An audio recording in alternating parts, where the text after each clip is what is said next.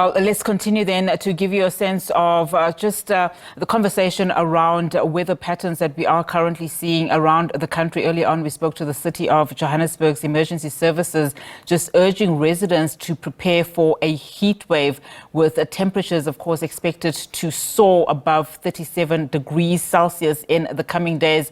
The Weather Service also issuing out warning and advising the public to stay hydrated and to take precautions during the intense heat. Let's now bring in Professor Guy Midgley with Stellenbosch University.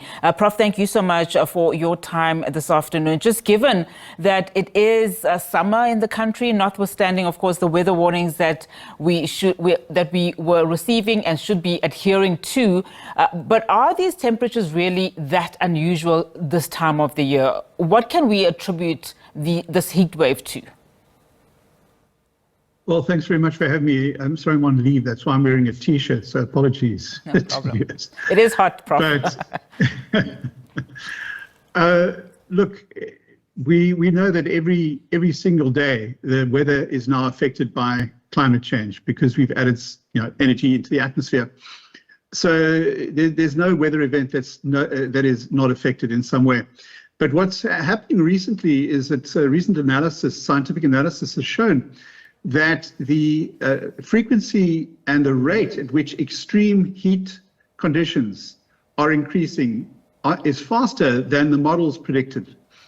And we're not quite sure exactly why, but this is a very worrying trend that is coming out of the scientific literature. It shows that the models predicted warming relatively accurately, but the extremes they've underestimated. So heat waves like this seem to be increasing faster than we expected.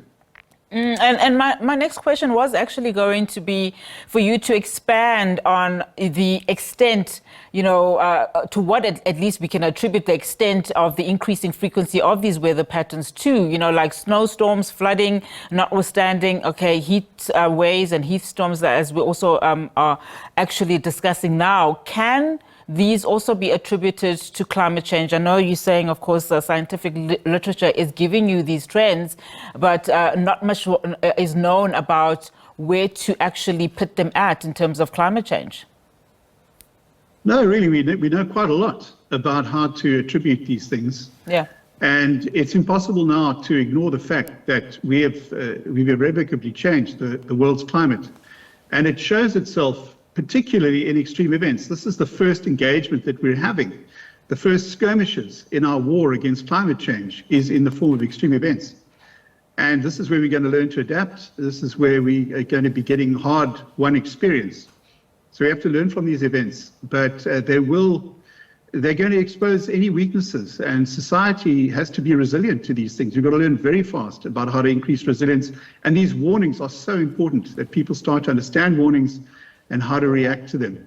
And is South Africa doing exactly that? Just studying some of these patterns, learning and equipping itself? I mean, given the growing threat of extreme weather events, there's a lot of questions in terms of what long-term climate adaptation strategies then should the country's disaster management teams, for one, and in fact, even all role players, including the weather services, government, adopt to mitigate the impacts of these disasters?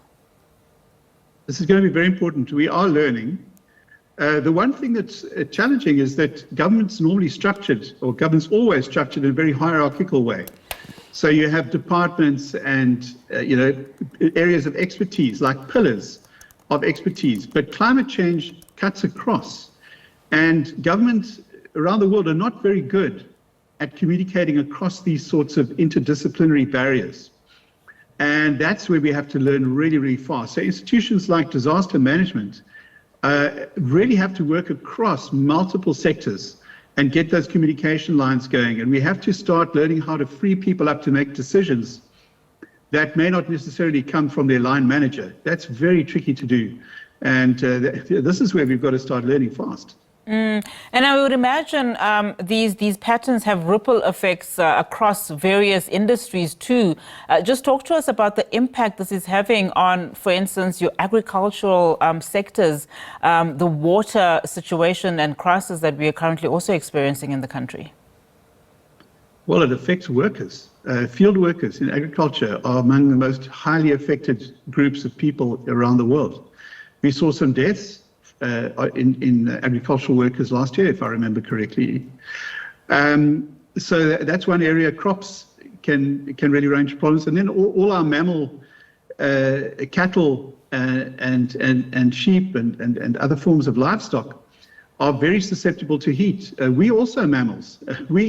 If you keep a human being at above about 34 degrees and 100% humidity, you will die within about 2 or 3 hours. We can't tolerate that. So we are getting towards sort of thermal limits, temperature limits for our own lives. And where are investments at around, such studies that we ought to actually be really embracing, especially as we look at the impacts of climate change and how it cuts across, as you've also said, the various sectors of our lives. Are you seeing enough, especially from your wealthier countries, investment on funding, especially for our developing countries like South Africa, like Southern Africa, as an example?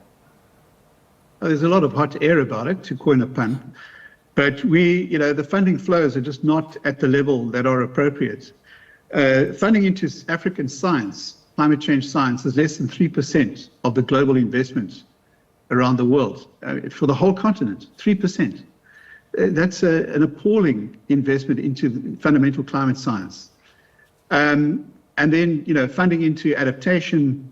A lot of these funds are often being made as loans or as conditional loans and other forms of funding. So no, I don't think the funding is at the right level, and they come through complex structures. There's gatekeeping at various levels to prevent money from flowing out in different directions.